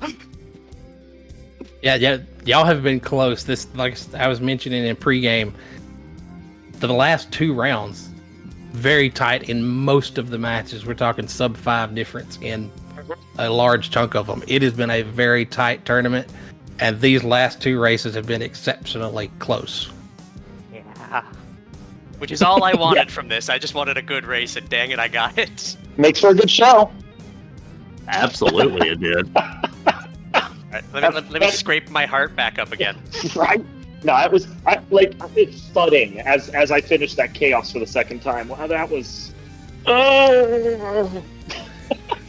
Yes, yeah, we were watching that, and we're like, "Oh, this is devastating! It's going to be if that makes the difference." And then Maddie makes the mad dash to go get their key, because I'm like, well, at this point, you kind of have to make the gamble. Yep. Are you going to get there faster and get back? And you did. It's a long way up there. I saved at the dungeon, and you might have noticed I didn't save anywhere else on the way. So I was actually intending, if I got a key from the dump, I was just gonna hard reset. Yeah, you could save scum it basically. Yeah. And then there was no key from the dump. Yeah, and then there was no key, and I was like, oh my god, thankfully I did very good thing you went. Yeah. Oh. And that's now time for the other team as well. Bibi just finished. Took them a little longer with their Deathel fight because they did not have the boomerang. Yeah. I don't even remember where I found that. I just did. Early. It was early. It was pretty early. It was very early. Yeah. Mhm. Was it when I was doing the checks in D3? Might have been doing the checks in D3. All I know is the FFR seed was practically smooth sailing. Like I was on autopilot for most of that. Oh look, levels. Oh look, stuff. Okay, I'll just go do the next dungeon because the game's pointing me this way. So I really didn't think of the seed. I just basically operated it, and Maddie, you had nothing that really like you had to get from me because it was just stuff that I auto dumped on you, and you weren't really getting any hints that told you for me to do something. So Yeah. just autopilot the whole time. You know, I probably should have realized that all the D2 keys were in my seed after getting the hint, because I know that the AP hint system prefers to tell you if someone else has something. So when it told me that it was just you, I should have been like, "Oh wait, hold on, Go do this now." Yeah. yeah." But no, this was a fun seed. This was interesting, and this was a fun tournament too. I really enjoyed this. I say, what did you need from me? I felt that there was at least one thing that was in my seed. The chime. Chime was the only thing. Chime was basically my final go mode because it allowed me to get the last few shards and the Tia kill. Yeah. For the last few shards. That chime pickup was one of the things that made the difference, because you had it significantly earlier than Wildham did. And so that allowed, because you had both of the items, so that allowed you to just go ahead and blitz through Sky and through Mirage and Sky, whereas Wildham actually had to take a little bit of time, kind of grind it outside of the Mirage Tower while waiting for that chime to come through. Also, Inquiring Minds, aka Lord Fizzlebeef, our restreamer, want to know why you skipped Cardia early. I just didn't have a reason to go there at the time. That actually opened up some exploration for BB on the LADX side, because I believe it opened up the flippers. No, I have a pattern to how I do the overworld, and when I have checks going, I will do checks, like on the north, the south, and then the north, and so forth, and I just kind of grid my way down. And I didn't have a reason to go to Cardia and the north, quote unquote north, even though I always sail south to it. I didn't have a reason to go to the north side of the world yet, so I didn't do Cardia until I was ready to go to the north side of the world. And then at that point, I could just hit Cardia, get my class change because there's already a tail, which meant I didn't have to double dip it, which was nice. And then immediately go off and do the Oxyale check. And like honestly, at that point, because the way it lined up by doing tail and having some gear that Maddie dumped on me, and I picked up a couple quick levels along the way, I could actually go and do Kraken and get through Kraken 1 and get those 4 shards. So like in the long run, the routing was almost perfect for it. So now, Maddie, we've got a question. Yep. There at the end of Catfish's Maw, you went through a significant chunk of that dungeon backwards. Now, why exactly did you go that route? So I beelined the boss. And right. Because of it being in D7, I still didn't know if D2 was in Turtle Rock or not yet. So I wanted to get enough checks to get the hint for Angler Key. Oh, that's right. You didn't have the key, so we knew that it wasn't there, but you did. I forgot about that. Yeah. I didn't have Angler Key, which meant if Angler Key was in Catfish Maw, I needed to pick it up before leaving. Otherwise, going back up there was going to lose me everything. Okay, and a question related to that: did you do a significant dip into Key Cavern? I went in there because I got the hint that D2's Nightmare Key was in the top of that room, and then again I was just picking up every check I could on the way, just for the sake of getting my hint check up. Yep. So that, along with the Angler Key, you not getting the Angler Key, actually is probably what made the difference, because you didn't even touch that dungeon. Whereas I know BB went into that dungeon. I don't even remember which one it was at this point. It was Color Dungeon, based on what I didn't find. Yeah, that's right. So yeah, they actually did spend some time in Color Dungeon. So that probably made the difference. So you not finding something actually was to your benefit. Sometimes it's all about the routing. Yep. What can I ignore? Yeah. I was banking. I knew it was like 30% chance any of those 3 dungeons was the one I was missing, so I was just like, I gotta play the gamble. And then I was sitting on 1 D2 key, and I'm like, like, just sitting there like, I gotta hope Dark Moon has this key, because Dark Moon's in go mode, and then I just sat there for long enough, and then it's just like, well, he died, I guess I should go get the key. Yep, go get the key. And I mean, it didn't really hold you that far back. You would have finished a little faster if you hadn't gambled on it, but not to the point that, like, it was a huge deal. It made the race exciting. Yeah. The thing is that key was so out of the way because Yeah, D5 no, I is get you. such a pain to get into and to I get get you. out of. Well, Yeah, that when was we a do- long route. When we do this next year, if we're in this exact same position, go get the key because short Topher's still long enough. I'll get the key. Fine. Maybe we'll have more settings by then. I'm sure we will. Give me bingo. I'll do bingo. Oh, bingo! Double bingo would be fun. Ooh. I would tell you right now, you'd want to probably find a different partner for that because I'm terrible with bingo. Oh my god. FFR bingo is awful for me. My brain cannot keep up. You say that like you didn't find me. Yeah, but you could fire me. I mean, you were the one. You were carrying me through most of this. I don't think I could legally fire you, but you know. This was interesting. This was the first seed in this tournament where I didn't actually touch Earth Cave at all. Just didn't need to. All right, well, we are joined in chat now Yay! by Wildham and BB. GG, or at least GG. let's see. Yeah, I believe both of them are in here. Yeah, they're both in here. Bonjour. Excellent performance, guys. We are a big mistakes. We all feel that. It was all around for us. Don't worry. Oh no, Wildham, you actually finished before Dark Moon. Mm-hmm. Yeah. You didn't die to chaos like I did. Yeah. Did you die on him? Yeah. Yeah, he had Cure 4, and then he slowed me right after. So after I got like a good chunk of damage in, I was hitting for like 60 a pop, and he was probably within like hit points of dying. But then he nuked me and I died. So there was just I had to recalibrate. Yeah. No, I think Crack and Tiamat were a bit more scary on my side. That's usually the case. Oh. Yeah, it was a real nail biter though. That we were afraid. We were discussing. It's like we were afraid that may have actually been the deciding factor. Ultimately, was that chaos death. Mm-hmm. But you made a real quick adjustment. And Maddie's like, okay, we got to go. We got to plan B. We got to go get it. Come back, and you made that trek there and back in record time. Like it was impressive to see how fast you made that. Thank you. Well, I felt like knowing that I wasn't getting the damage out of just the thief alone to kill chaos with all those nasty spells he had. The 2 levels off of Warmech were almost as valuable as that Masamune +4 for the fighter because it made the difference. Health and damage, all of it. Oh, Kid Warmech, alright. When I died the first time, my fighter was doing nothing damage-wise. He had, was it a Bane Sword +4 or something? And he was hitting for like 20 damage a pop against Chaos, and it just wasn't worth it. So after I died, I went and the Warmech chest is right there in Short Topher, same spot every time. So I went and got the Masamune out of it and killed Warmech for it, so that worked. Alright.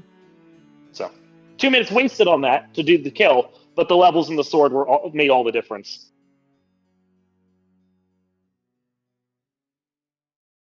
Ooh. Mm. Mm. Okay, I'm tired now. Yeah, this is Well, running. This is very stressful. I'd say y'all have earned a nice rest. I shall now nap for 1,000 years until a new competitor arises. We'll have to get somebody to come and play the Ballad of the Windfish for you now, Maddie. Oh my god. Well, I'm going to say this as a previous competitor in previous rounds. I'm on a selfish note. I'm glad you won because that means I lost to the champion. I did not expect to win this. Yep. Oh, Y'all did wonderful. I mean, it was thank you. excellent. Like both teams, y'all did so well, and it was so tight in both last night and today's race.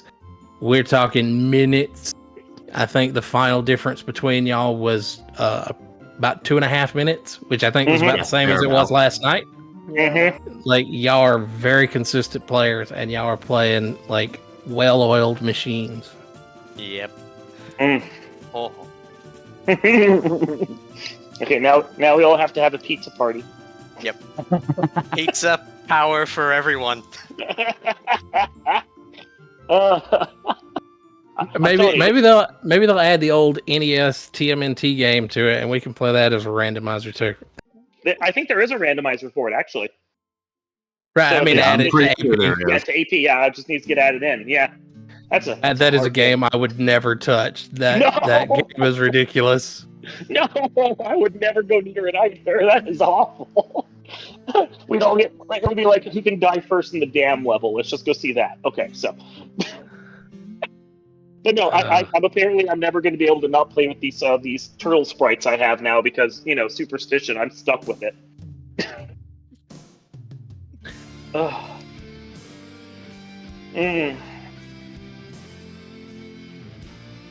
It was a great race, and hopefully, like I'm not part of the Final Fantasy randomizer community specifically, but I do hope that things like this can continue to happen and can do some cross tournaments and stuff and get some communities together. The irony is I'm not really active in the Link's Awakening randomizer either. I'm specifically in Archipelago is where I came from. I'm not really in either. So I play you're a in both. bunch of different things. Mhm. Yeah, I'd be we've all interested adopted to- you. I'd be interested to see, what else we can do. There's, like I said, there's a whole bunch of other games. I'd be interested to see, an NES specific thing that's because they've got the Legend of Zelda in it now, so you can do Final Fantasy and the original Zelda, or just That'd be fun. a bunch of stuff. It's really hard in terms of like presentation, but it would be cool to do even bigger teams. But that gets really nasty in terms of actually broadcasting anything. We can do what up to happens 6. We'll see what happens when my next multi-world mayhem comes out. There you go. We can do up to 6 comfortably. We have to jank around the layout a little, but we can do it if we have to. Maybe lose the trackers. We have done teams of 4 facing off against each other. We usually do that in our Fall League finals. So that's like 8 players on stream. That is pure controlled chaos to watch. Yeah, getting down to 4 is already like if your freight or if your bit rate's not real great, it still gets a little hard to tell what's going on. Yeah. Well, I know we are looking at a couple of different things right now that are in nascent stages. So I don't know when these are going to happen, if they happen. But there's been some early talks with the Mystic Quest randomizer community, since that's getting put into AP soon, about maybe doing a crossover with them at some point in the future. And then the Mega Man 2 randomizer community, which isn't in AP, they want to do a kind of relay play race at some point with us. So we're always out there. We're always looking for communities to pair up with. So yeah, any sort of cross community collaboration's always fun. It's always a great thing in my book. Great and fun. Looking forward to whatever else comes out of it, whether I participate actively or not. I play a lot of games in AP, but I don't play everything. Hard to play everything. There's so much. Yeah, I get you. Of course, I will also toss in there as a little bit of a pseudo teaser, I guess, because dates haven't been finalized, but we do also have Charity Marathon that we could throw some stuff at. That is going to be the Charity Marathon for Final Fantasy Randomizer, our annual or biannual thing at this point. I think we're looking at weekend of December 8th. We'll have announcements out closer to the time, but I mean, if you're looking to start preparing something for there, we'll have a survey up in November for people to come and submit runs to and all of that jazz. So, as an official channel champion now, am I required to? to submit something? Yes. Oh. Womp womp. You're part of the Final Fantasy Randomizer community now, Maddie. You can't escape. More friends? I don't need this.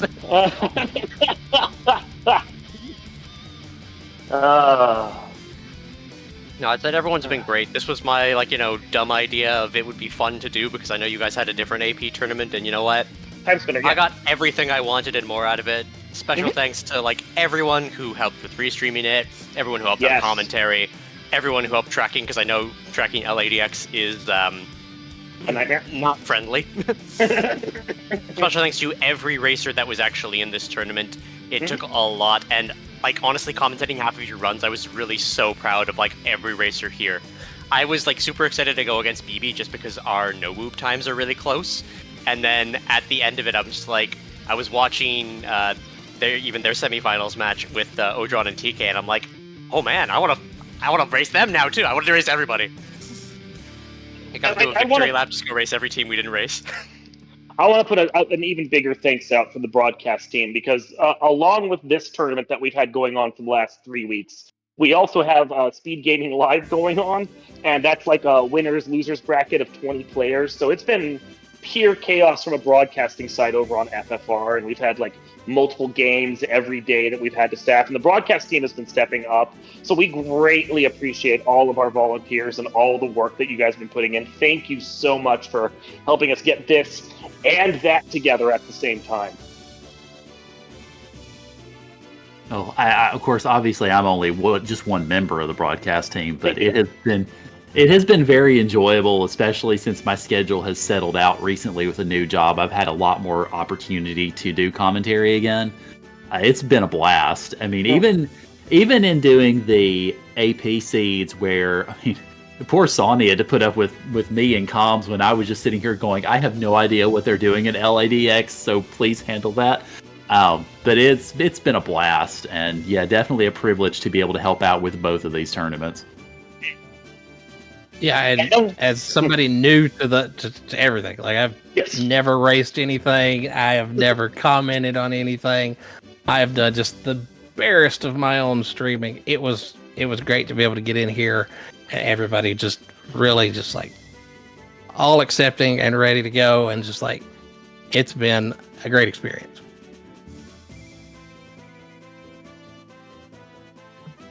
Oh, let me just queue up a couple more things that are coming on before we decide to wrap things up here.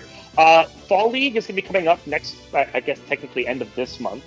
If you're interested in playing Final Fantasy Randomizer, it's a good way to learn because you can pair up with some experienced pros looking for other players and get a team together. You can practice with them, learn, and then have fun playing several weeks of very strange flag sets as we get going in that one. That'll be open for another, I think, week or two that you can join for that. So if you're interested, come to the Discord community and file yourself in for that. And then, as Karan said, we have the marathon coming up later in the year, and all randomizers are welcome. Submit whatever you want, and we'll see if we can fit you in. It's a great time.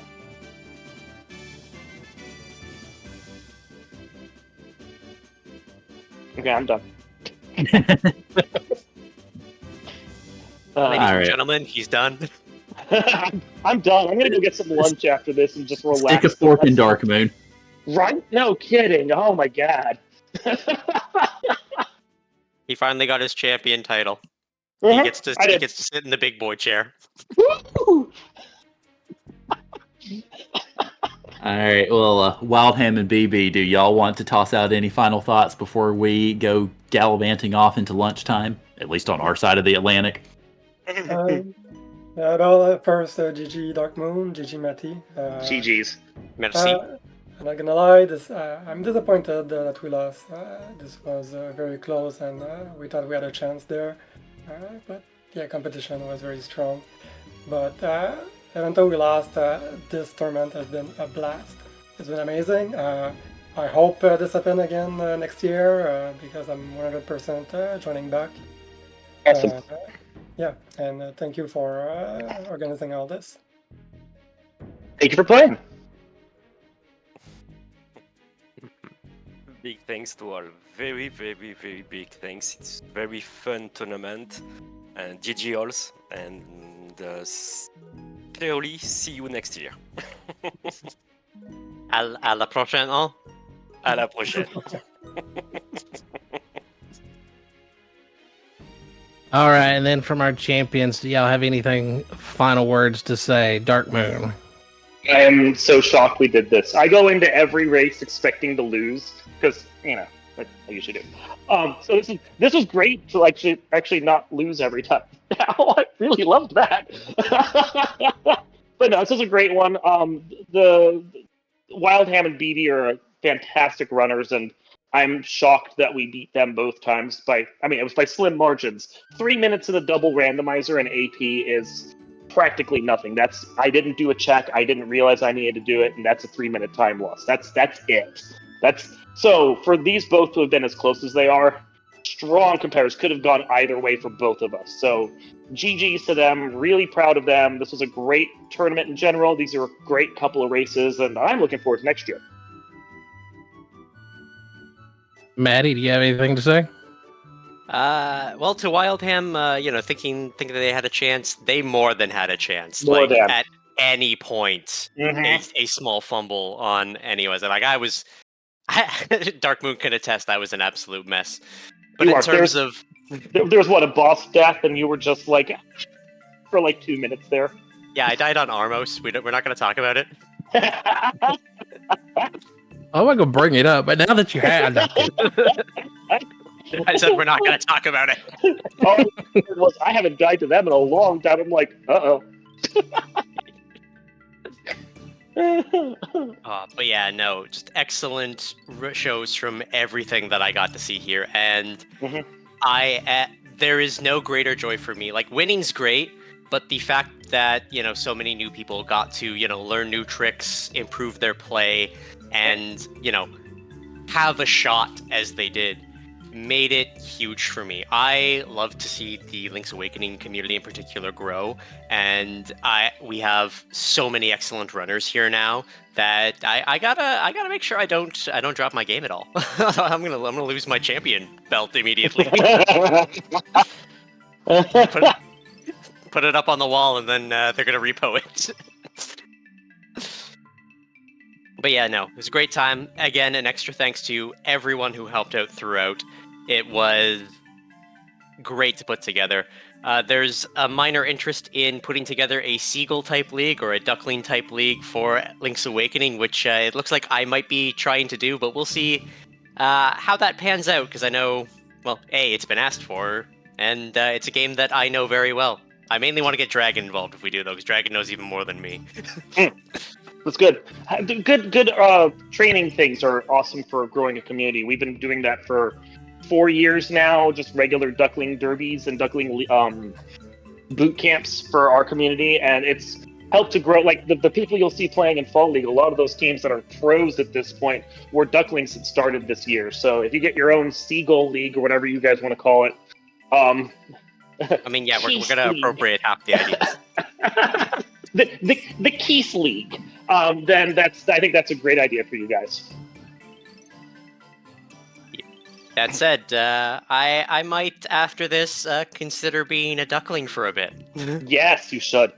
Yeah, I have at least one fan who very much wants me to get my Duckling icon. And I'm just like, fine. Come quack with us. Ducks fly together, they say. I'm a seagull. I'll put on a fake duck bill. It'll be fine. No one will notice.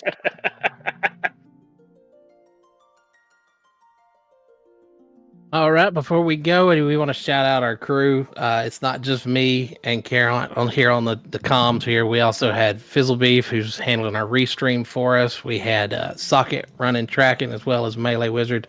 Really appreciate them doing that. It's not an easy job. It's not something I want to have to do. I'll be honest with you. I'd much rather get up here and run my mouth than to have to deal with that end of things. I just wanted to give them a big shout out. Thanks for helping with us there. Yeah, absolutely. I mean, it's hard enough for us in the booth to keep our heads on straight when it comes to doing this sort of commentary, but they had to go through the item logs of everything that the runners were picking up, and also try to do that with an eye to the 10-minute delay, so they couldn't just put things up the moment they appeared. Otherwise, it tips everybody off. So that sort of subtlety, along with everything else, absolutely, we couldn't have done it without them.